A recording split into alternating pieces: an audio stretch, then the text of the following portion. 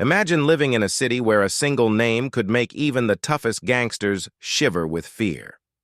In Washington, D.C., during the late 80s and early 90s, that name was Wayne "Silk" Perry, a figure so feared that his mere mention could send chills down anyone's spine. But who was this man behind the terror, and how did he become such a notorious figure? Let's explore the dark and fascinating life of one of America's most infamous gangsters. Wayne Perry, known as Silk Perry, was a dominant force on the streets of Washington, D.C.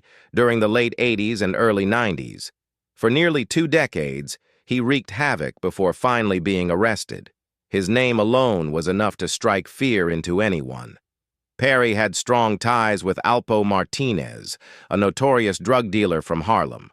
Let's delve into Wayne Perry's criminal career and see where he stands today. Wayne Anthony Perry L., also known as Silk or Nkosi Shaka Zulu L., was a major player in the criminal underworld of Washington, D.C.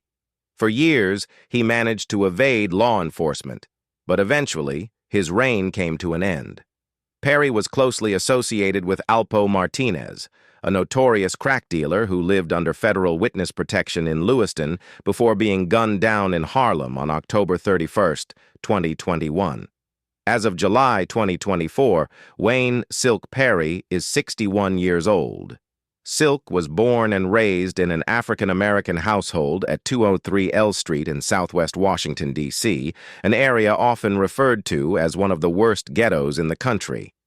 Known as Drama City or Chocolate City due to high crime rates and poverty, the neighborhood was a harsh environment.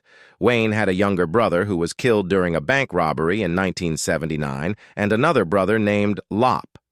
They grew up on 203 L Street, a place plagued by drugs, violence, and crime.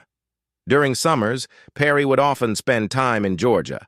His athletic skills earned him the nickname Silk, given by his half-brother, Lop. From then on, Wayne Perry was known as Silk. Perry attended Wilson High School, notorious for gang violence. Frequent fights and riots between gangs from different parts of the city were common.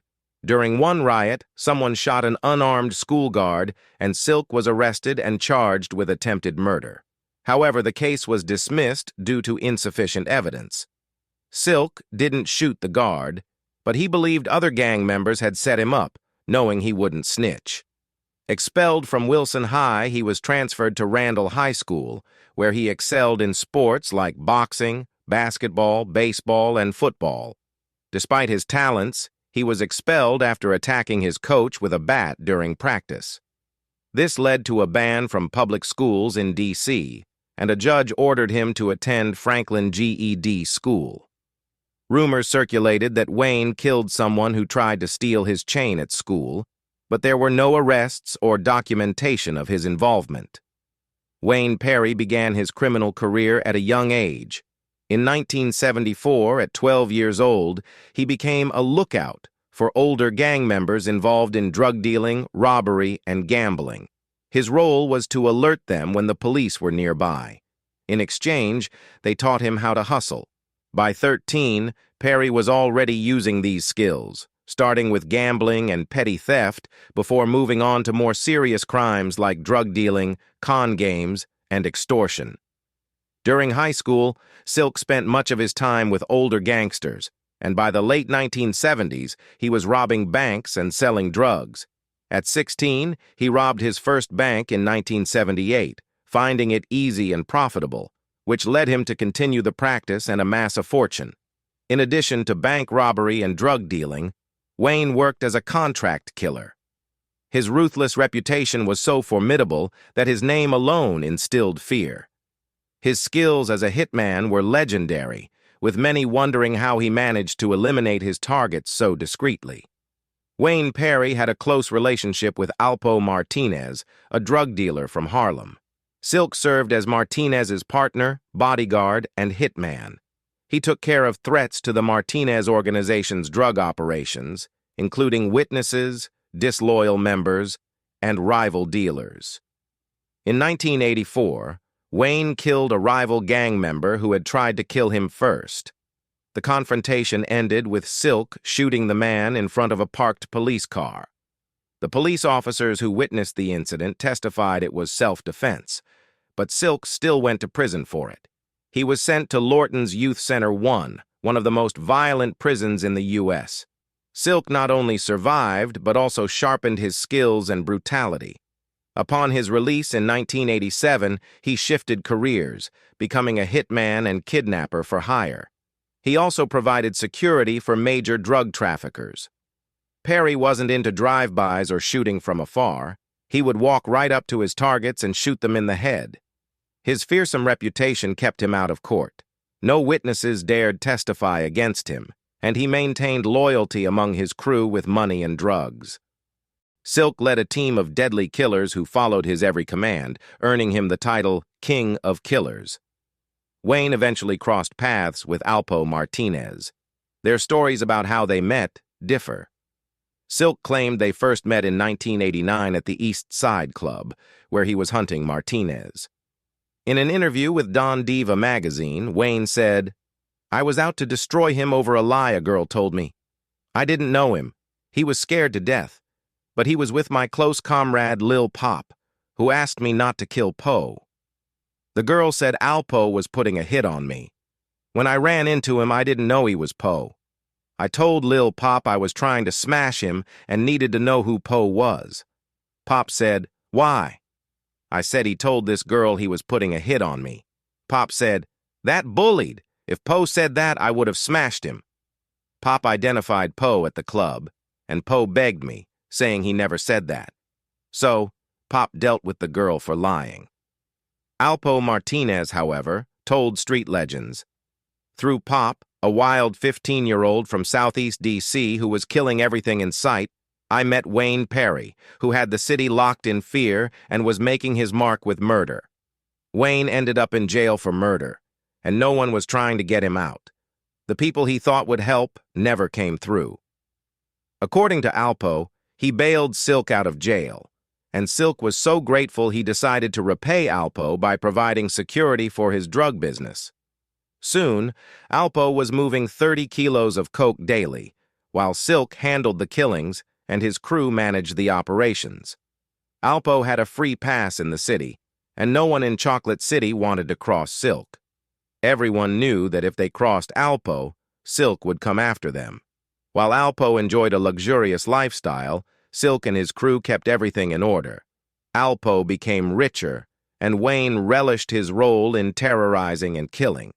Silk Perry's criminal career came to an end when the authorities used his longtime friend and partner, Alpo Martinez, to bring him down. On November 6, 1991, the feds arrested Alpo on multiple drug charges, as well as murder and conspiracy to commit murder. He was thrown into a D.C. jail where many of his enemies awaited trial, but Silk ensured his safety by spreading word that anyone who harmed Alpo would not survive. Despite Silk's protection, Alpo was terrified, especially as the feds considered the death penalty or life without parole. Alpo's defense attorney, after advising him to make a deal, received an $80,000 retainer fee. If Alpo implicated Silk, the feds would ease his sentence. So Martinez cooperated, revealing that Wayne had killed drug dealers Gary Terrell and Evelyn Carter. As a result, Wayne was arrested in 1992 and, along with co-defendants Tyrone LaSalle Price and Michael Anthony Jackson, was charged in a 27-count indictment in 1993.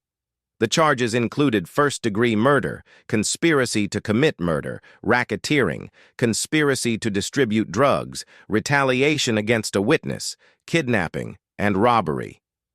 The trio was indicted as enforcers for the Martinez organization, responsible for 9 murders between 1989 and 1991. During the trial, it was revealed that Silk was the mastermind and shooter in 8 of those 9 murders. In a surprising twist, Silk struck a deal with the feds in 1994, testifying against Martinez. In return, the feds dropped all other charges and agreed not to pursue the death penalty. Wayne Perry pleaded guilty to 5 counts of murder and furthering a continuing criminal enterprise. He admitted to killing Domenico Benson, Alveda Hopkins, Garrett Terrell, Yolanda Burley, and Evelyn Carter. The police were also investigating him for the murder of drug dealer Michael Frey Salters. To prevent his girlfriend Evelyn Carter from testifying, Silk killed her. U.S. District Judge Thomas F. Hogan sentenced Silk to life imprisonment without the possibility of parole, sparing him the death penalty in exchange for his testimony against Alpo. In March 1994, he was shackled, handcuffed, and sent to the Supermax prison in Florence, Colorado. Meanwhile, Alpo Martinez entered the Federal Witness Protection Program. On February 5, 2024, there was confusion when an obituary for a different person named Larry Wayne Perry, a 59-year-old from Florida, circulated online. However, Wayne Perry, the convicted felon, remains incarcerated at the ADX Florence Supermax facility in Florence, Colorado, and will never be released from prison. Wayne Perry's life is a chilling testament to how ambition, fear, and loyalty can drive someone into the darkest corners of crime. Despite his brutal legacy, one must ask, was Perry a product of his environment, or did his choices carve his path to infamy? What are your thoughts? Share your opinions in the comments below. If you're intrigued by stories like these, don't forget to subscribe to Inside the Secret World of Mafia Titans for more in-depth explorations into the lives of notorious gangsters and crime lords. Hit that notification bell so you never miss an episode.